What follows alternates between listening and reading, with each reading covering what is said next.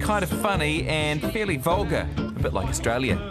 I'm sorry, what, motherfucker? Fairly vulgar, just like Australians. And here I am, offering an olive branch to the New Zealand people, calling for peace, and you're talking shit. Welcome back. If you don't already know about Isaac Butterfield, he's an Australian YouTuber, Australian comedian. He's an extremely funny guy.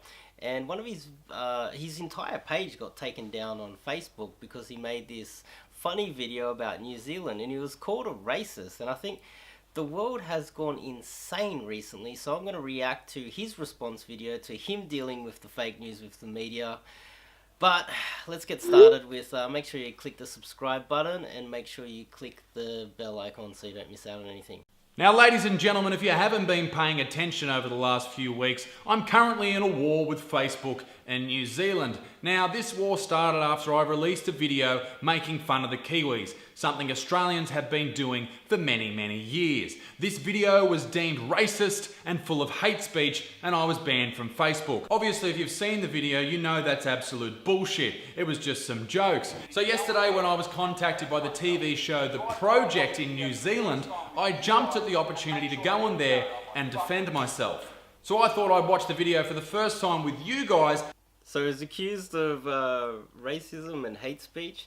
This is a common thing just to get some clickbait out of the media these days. If you look at my dealings with the media, especially last year when I was on the Apple Store, just some of the most slanderous articles were written about me, and it was just false statement after false statement. And I'm gonna have to make my own video like this to discount it, but this is really interesting. Let's see what other just YouTubers. I think part of the problem is that the market is so diluted. This is a financial thing. I think it's so diluted, and that YouTubers, especially like Isaac Butterfield, they're taking eyeballs away from the mainstream media, and they don't like it. So they're going to try to slander them, attack them, do whatever they can to try and crush the competition. And unfortunately, Isaac's been stuck in the middle of this by the looks of it. Kind of funny and fairly vulgar, a bit like Australia. I'm sorry, what, motherfucker? Fairly vulgar, just like Australians. And here I am, offering an olive branch to the New Zealand people, calling for peace, and you're talking shit. There's a lot of people who will be like, oh, that's racist, but they're New Zealanders. That's not really counted as racism because they're pretty much like our brothers from another mother, the people from across the Tasman. And that's part of how Australians and Kiwis, we have this like jest. And we have this little like ribbing thing that we go, like if I meet a Kiwi, the first thing I do is make fun of their accent. The second thing I do is make fun of their cricket team. I make fun of, I accuse the All Blacks of cheating. You know, we make a few sexual jokes about sheep. I'll never apologise for a joke. What matters here is intent. And I say a lot of horrible things, and I never intend to harm anyone through it, but except for perhaps cyclists, especially. I couldn't fucking resist. With racism and hate speech, which I was accused of using in the video, and if you see it for yourself, is nothing like that. Those type of things, racism and hate speech, it's all born out of hate, and that's something that I certainly don't have. I truly believe what I'm saying there about intent. Intent is very, very important. I think he's got one of the best points ever here. I think his point here is really good. It's all about intent, really. I don't think any YouTuber in their right mind would go out of their way to deliberately make racist content, unless they're actually vile human beings and they're actually just going to get in front of the camera and say terrible things. It is about intent. This guy actually did come on my radar about 12, I don't know, several months ago. Someone, because he made a video about Australia, and I watched the video, it's funny as hell. And he's Australian, so why can't he rip on Australia? So there's people reacting to it and having shots at him, but I think this guy is genuinely a good human being. This Isaac Butterfield, I've watched him. He's the typical down-to-earth Aussie guy. Wouldn't hurt a fly. Just by looking at him, I would trust him. I'd call him up to help me move. Let's just put it that way. I'd call him up to help me move. But let's continue. Thanks, Isaac, you jerk. See you guys. Bye-bye. Now you may be wondering, that lady called me a jerk and I just said thanks guys and smiled politely. That's not how it actually happened, that's an edit. I did hit her back with some type of joke, I can't remember. I should have recorded it just for these type of purposes, but this is the thing with TV, is they can edit it to make them look fantastic. It's really annoying how they will edit things and misappropriate things. This happened to me actually today. I had a journalist post some of my comments and not actually post the fact that they were replies to attacks on myself. Journalist integrity these days is down the gurgler. I don't know if Kiwi journalists are that bad. These guys, this is all just light-hearted fun, really.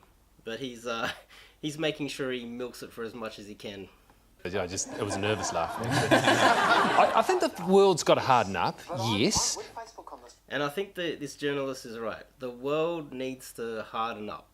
Because, believe me, if a few words is the worst thing that you're going to cop, come and cut your leg off and go under the knife like I am in the next couple of weeks.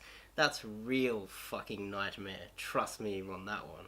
Aussie comedian calls Anzac Day fucking disgusting. And that's a story about Catherine Devaney, the Melbourne comic, who called Anzac Day bogan Halloween and made a complete dick of herself trying to stay relevant in the comedy scene. And that looks like I've said it. So News Hub, you can go and get fucked as well. I guess from this whole thing, I've sort of learned that you just can't trust mainstream media.